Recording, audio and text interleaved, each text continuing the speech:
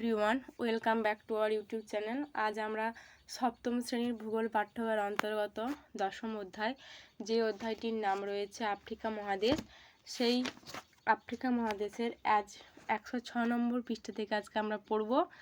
আজকের বিষয় হচ্ছে নদ নদী। আমরা আফ্রিকার ভূপ্রকৃতি সম্বন্ধে জেনেছি, এবার আমরা আফ্রিকার নদ নদী সম্পর্কে জানবো। তো চলো শুরু করা যায়। না, আফ্রিকা মহাদেশের ভূপ্রাকৃতিক মানচিত্রে বহু উচ্চভূমি, মালভূমি ও হ্রদ এলাকা দেখা যায়। এই উচ্চভূমি আর হ্রদগুলোই হচ্ছে আফ্রিকার বড় বড় নদীর উৎস অঞ্চল। আফ্রিকায় 5টা বড় নদী হলো কি কি?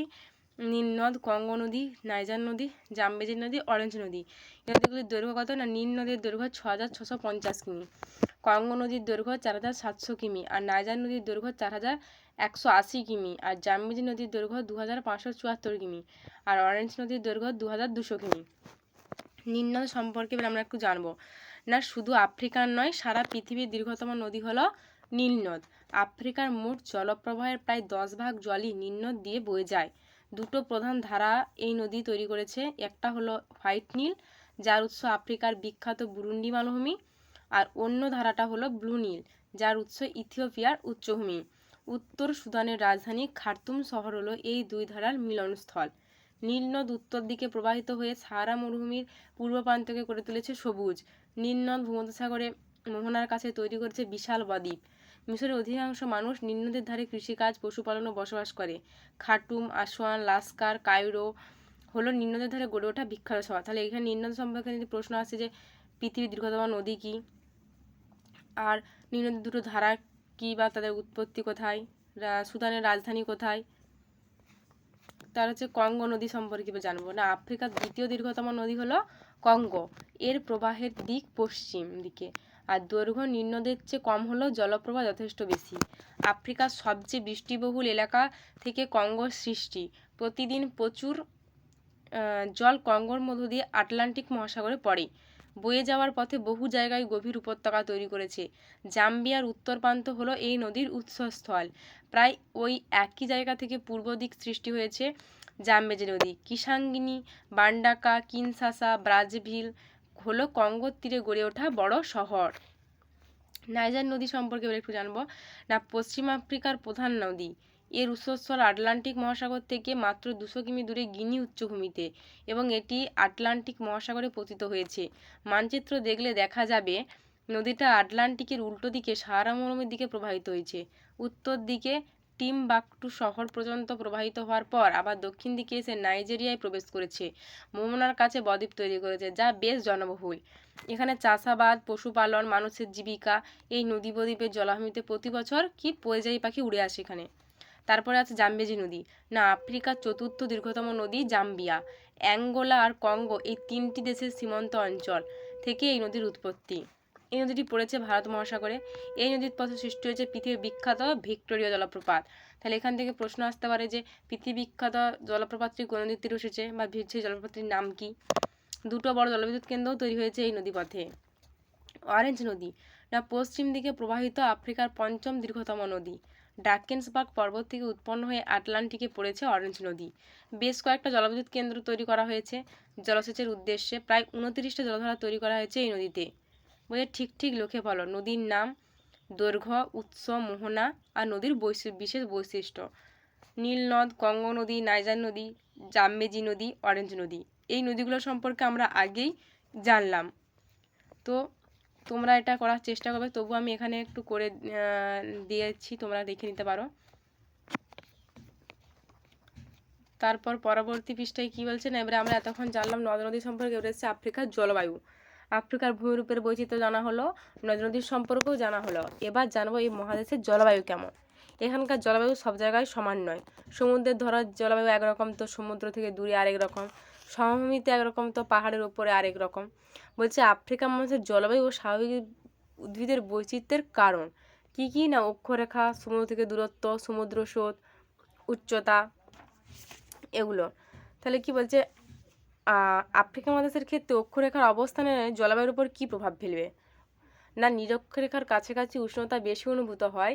নিরক্ষরেখা থেকে যত মেরুর দিকে যাওয়া যায় সূর্যের তীর্যরশ্মির কারণে উষ্ণতা তত কমে যায়। আর আফ্রিকা প্রায় মাঝখান দিয়েই গেছে নিরক্ষরেখা। তারপর বলছে সমুদ্র থেকে দূরত্ব, বলছে আফ্রিকা মহাদেশের সমুদ্র উপকূল থেকে দূরে সমুদ্রের প্রভাব কীভাবে পড়বে? না সমুদ্রের পাশে স্থলভূমির উষ্ণতাকে সমুদ্রের বাতাস খুব বাড়তে বা কমতে দেয় না। স্থলভূমি যত সমুদ্র থেকে দূরে হয় সেখানে ঠান্ডা ও গরমের পার্থক্য বাড়ে। তারপরে সমুদ্র স্রোত হচ্ছে জলবায়ুর উপর কীভাবে প্রভাব ফেলছে সমুদ্র স্রোতটা?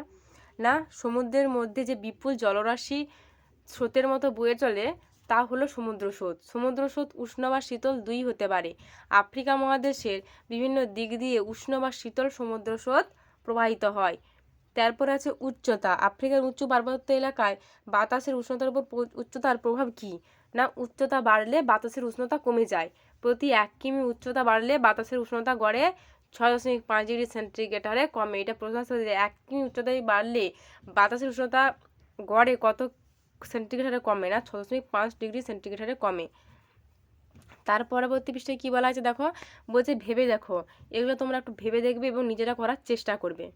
তারপর আছে কি জলবায়ুর সঙ্গে স্বাভাবিক উদ্ভিদের সম্পর্ক। কি না রফিক গরমের ছুটিতে বেড়াতে গিয়েছিল। 15 দিন বাড়িতে তালা।